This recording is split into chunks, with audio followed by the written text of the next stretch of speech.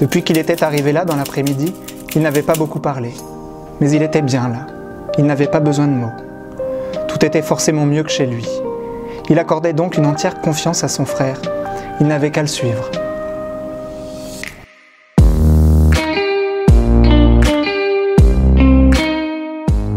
Alors, à l'origine de Soleil de Juin, il y avait des sensations, des images très lumineuses d'un enfant, Enzo, qui s'ouvrait, qui prenait vie au contact de la nature. D'ailleurs, avec toutes ces images qui me venaient en tête, mon envie de départ, c'était plutôt d'écrire un scénario de film. Et puis, très vite, je me suis tourné vers le roman.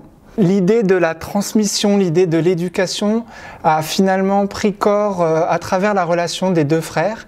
Et moi qui n'ai qu'une sœur, ça m'intéressait justement d'explorer la vision, alors sans doute totalement fantasmée, mais du modèle du grand frère. Et au niveau du décor, très vite les images qui sont imposées à moi, c'était les images du village de mon enfance.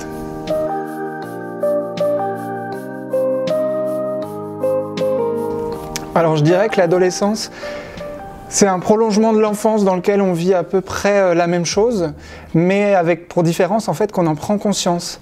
Et du coup, alors c'est l'occasion de découvertes magnifiques, tant au niveau des sensations, des sentiments, mais avec aussi des périodes difficiles, puisque selon moi, quand on prend conscience de soi, on découvre ce que l'on est, mais aussi ce que les autres sont, et donc par effet miroir, ce que l'on n'est pas.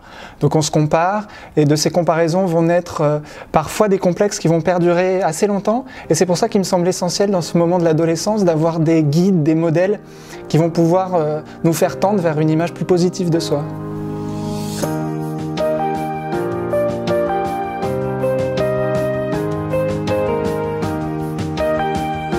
Alors pour moi, l'odeur de Soleil de Juin, c'est à la fois l'odeur de la peau qui vient de prendre le soleil, et puis aussi l'odeur du pétrichor. Alors le pétrichor, pour éviter de chercher dans le dictionnaire, c'est un terme technique qu'on emploie pour désigner l'odeur qui se dégage de la terre chaude juste après une petite averse de pluie.